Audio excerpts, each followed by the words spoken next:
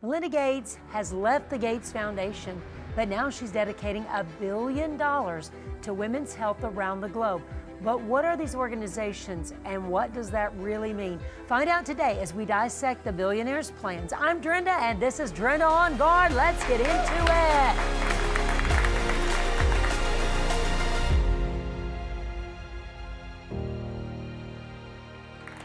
When you hear the words women's health, what comes to mind? Perhaps in the past it would have been prenatal care, breast exams, or some other innocuous checkup that serves to help women stay informed about their health and to be well. However, according to the billionaire ex-wife of Bill Gates, Melinda, this means really funding abortions on an international level. Melinda Gates has vowed to donate approximately $200 million to pro-abortion causes with her foundation, Pivotal Ventures. Here's a breakdown for all of the ways she intends to split those finances. The Center for Reproductive Rights is one of the places that will be a recipient.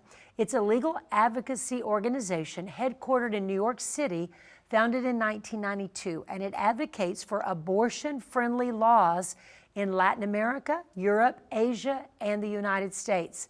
The organization reported for its fiscal year ending June 30th, 2022, gross receipts of about $66.8 million. Wow, we always want to follow the money, right? The Collaborative for Gender plus Reproductive Equity is another group. Collaborative for Gender and Reproductive Equity. And this was founded in 2018 in New York City by the David and Lucille Packard Foundation. It provides money to other organizations, but they were found to bring new money and new donors into work around gender and reproductive equity and to stop contraception and abortion from being kept separate from other gender equity issues. So they're lumping it all together, whether that's childcare, paid leave, pay equity, or LGBTQ rights. This was 2018, another whole agenda of the Gates, and that is pushing LGBTQ as well as the World Economic Forum's agenda to push equity, diversity, inclusion, and equity. National Women's Law Center, that's another one. It's a legal advocacy organization, also headquartered in Washington, D.C., whose website includes a landing page with the headline, Abortion Always. The Law Center reported for its fiscal year ending June 30th, 2022, gross receipts of about $25 million. So this is big business, law advocacy helping women to actually get abortions. You know, we'll comment more about that. Collective Future Fund is a feminist organization, another organization that Melinda Gates is giving to, Collective Future Fund. And it was founded in 2020. So two of these organizations have just been recently founded, and it gives money to other organizations as well, and it grants recipients to include the National Network of Abortion Funds, which pays for abortions. The Collective Future Fund drew support in July 2020 from Mackenzie Scott as well, the billionaire ex-wife of billionaire Amazon founder Jeff Bezos. Another group she's giving money to, Miss Foundation for Women, an organization founded in 1972 by Gloria Steinem and several other women, advocates for, you name it, abortion, among other things. Through grants and other types of support, the foundation reported for its fiscal year ending June 30th, 2022, gross receipts of about $26 million. I don't know about you, but it sounds like these huge conglomerates that are NGOs, nonprofit, non-government organizations, they sure are getting a lot of big money from big places. And what are they doing? They're pushing abortion, LGBTQ agendas, huge money, which markets to all of these areas and these agendas. And these are just a few of the organizations that Melinda Gates has vowed to donate to. But make no mistake about it, she and her ex-husband have had a history of donating large sums of money to questionable causes. $7 billion worth of donations when you look at the Gates Foundation as a whole. Just alone, they have already given $7 billion. And we wonder why things are going the direction they're going, well, their vast wealth has gone towards electing Democrat politicians, pushing global vaccination efforts, including the COVID vaccination, and the World Health Organization. Also some educational institutions which do studies that back up the science to say these are good things. Places like Cornell, Johns Hopkins, and Oxford. And it's also gone for farmland purchases. So this has been a fight that's been near and dear to my heart, because even here in Ohio, 6,500 acres was purchased. Bill Gates had the workings of that, and that land was designated and turned into a solar farm electrical power plant. They're not calling them power plants, but they are. And they bypass all the zoning and the typical things that are supposed to happen with an electrical power plant or any kind of power plant. And instead, because it's part of their agenda, this farmland it's being pulled, flat land, beautiful farm, fertile farmland being pulled out of production, 1 million acres last year, to put in solar farm fields. They call it a farm, even though it's not a farm. It doesn't produce livestock. It doesn't produce any kind of crops, but they're calling it farming from the sun. They're taking the sunlight and farming and turning that into power. This is all another agenda. And these are the kinds of things their money has been funding. So you think, who is pushing all these agendas? Where are all these people coming from that want America to be in this turmoil?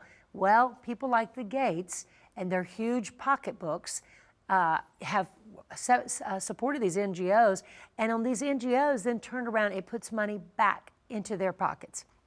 These things may sound innocent on the surface. It looks that way.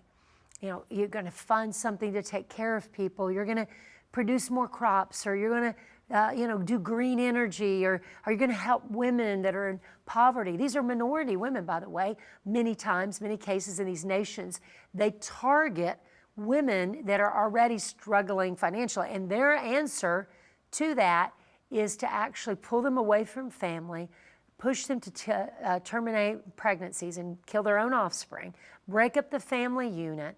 This really, if you look at all of their agendas, they all deal with population control altogether. They seek to rule the world with your money. And so, I would say, yay, Melinda, it's great you want to be philanthropic and you want to donate your money. And I cheer philanthropy. But why would you not use that money instead of getting women to terminate their pregnancy, kill their child, their offspring, which, by the way, has been the most joyful thing to have children. The most joyful thing most women will describe in their life is their children and the joy they brought them, the lasting value of family. Why would you want women to kill something that actually brings them the greatest joy? Why would you control farmland? Why would you try to turn it into solar farms so that you don't have crops anymore? Because you have other agendas. We know the Gates have made billions and billions and billions from their vaccination programs that they've operated in Africa and all types of third world organizations through the years. We know their agendas are not God's agenda or yours. And so I want to ask you, if you had $1 billion, where would you donate it? What would you do? I'd love to hear your comments about where you would put that money. I just don't understand why, if you have that kind of money, you would not donate that money to actually better people's lives, not by killing their offspring, but by helping them to produce business or to produce crops or to learn a new trade or learn something that's going to help the family, not just pulling women away and giving them jobs and work, making them a workforce and killing their offspring. But how do you encourage the family unit? How do you strengthen the family unit? Well, we know in the Gates family, it didn't work out so well. So what do? Then you just continue to further your agendas, continue to further the agenda of making money, but beyond making money, setting yourself up to control the world. And a godless society, a godless group of people who want to control and think they can play God, it always ends wrong. The Bible says, confessing themselves wise, they became fools. They exchanged the glory of God, His goodness, His plans, His provision, His ways for idols, for idolatry, for making yourself gods. and this is not going to work out for their life or for the lives they're funding, they're trying to fund. And at the end of the day, these organizations, instead of people looking to God, funding their, as they have in the past, charities that really are doing good work for people's lives, churches that are actually leading people into morality and spiritual transformation, helping to truly feed the poor and give them options and jobs creation and a moral compass and a way to contribute back to society. It looks like these organizations grow bigger every day. The billions and billions of dollars they funnel into taking over nations, controlling nations, vaccinating nations. These are all shocking things that we are seeing today, and what we have to do is follow the money. Look and see where this money is at and where it's funding, and it's self-perpetuating. So anyway, I just want to encourage you today. I started looking at this and I thought, wow, here's someone who has the ability really financially to make a huge difference. And I applaud the philanthropy, but I don't applaud the organizations.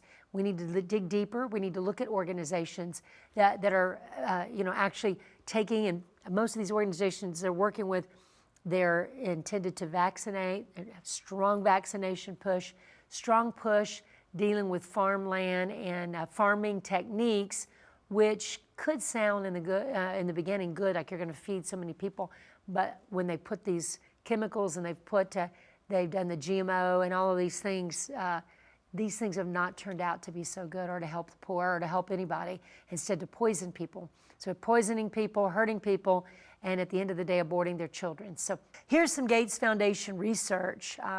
And the Gates Foundation has pushed and donated to causes that deal with the COVID vaccination efforts, Democrat candidates, the World Health Organization. Well, they've been in the news lately, driving their agendas and their treaties to try to control everybody and to control everyone in the next pandemic, to make everyone have to have vaccine passports, travel passports, and all kinds of other invasive controlling items.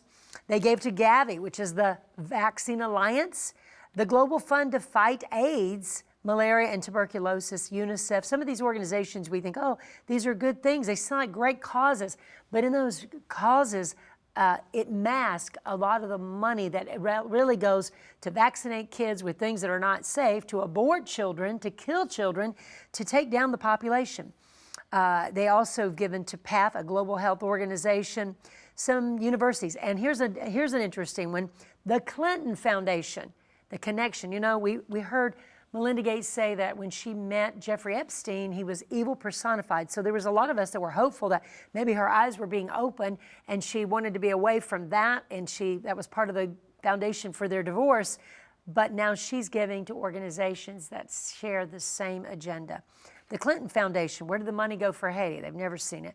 International Development Association, CARE, which is a humanitarian crisis organization, but we also know vaccinations, again, pushed strongly by these organizations. The Alliance for a Green Revolution in Africa, going back to farmland and taking land and actually seizing land through various means and turning it into the new Green Deal, where you're actually getting the Green New Deal, where you're actually using that farmland to bring it out of production. There's a scripture that says that if we would plow the fields, there would be plenty of food for the poor, but the unrighteous or the godless won't farm the fields. They keep them from being farmed. This looks like some of the agendas that are being done. The Foundation for the National Institute of Health. That should ring a bell for you. Dr. Fauci has been in the news also again recently. So the NIH actually had a lot to do with things being that happened with COVID, Eco Health Alliance. That's another whole discussion. Anyway, these all deal with International Food Policy Research Institute, International Institute of Tropical Agriculture. So we have globalization, education, health, and food. But if you look at the root agendas of what they're doing in these areas, they're not good agendas. They're to actually take farmland and food, to actually take our energy, to make us energy dependent so that we become impoverished ourselves. We aren't able to take care of the people's food. We're not able to take care of the energy. and ultimately children.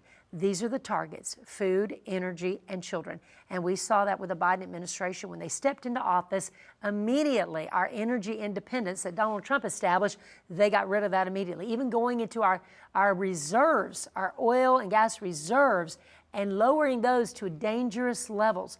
Then right after energy, we see this whole Green New Deal that's taking farmland, taking our ability to produce our own food. And last year, for the first time in American history, we had to import more food, more agriculture than we exported for the first time in American history. That should be another red flag. And then the third agenda, children.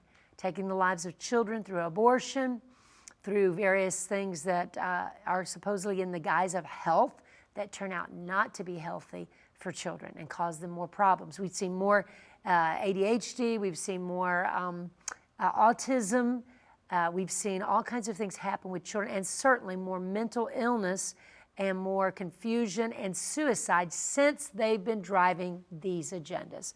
So you and I have to question these agendas and where this money's going and how they manage. To me, it looks like that it's a way to launder money through an organization and back into purposes and causes they want, and there's a big circle.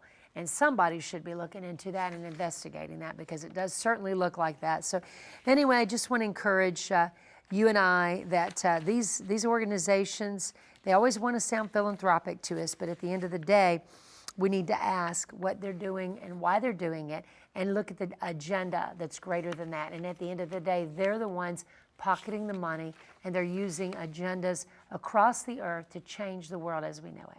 Anyway, today I want to expose this, and I just want you and I to be aware of these agendas. I don't give to these organizations anymore. They show starving children or hurting children on them, organizations like UNICEF, but at the end of the day, they're actually pushing LGBTQ kids to transition, to change their sex, to completely be confused, to lose their identity, and to end up with a lot of pain and suffering, and to abort children, killing innocent children. What happened to protecting the innocent? The Bible says that we are to defend, and that pure religion is to protect the widow and the orphan. These organizations are not protecting the widow, the orphan, or helping society in any way. I'm Drenda. This is Drenda on Guard. Thanks for joining me today. And I would encourage you to find out who you're donating to. And when next time they say, would you like to give $1 to this, $1 to that, look at organizations and see where the money really goes and whose pocket it ends up in. And many of these NGOs are just furthering the problems that we have in our society by funding agendas that harm you and your family. We'll see you next time. Until then, stay on guard.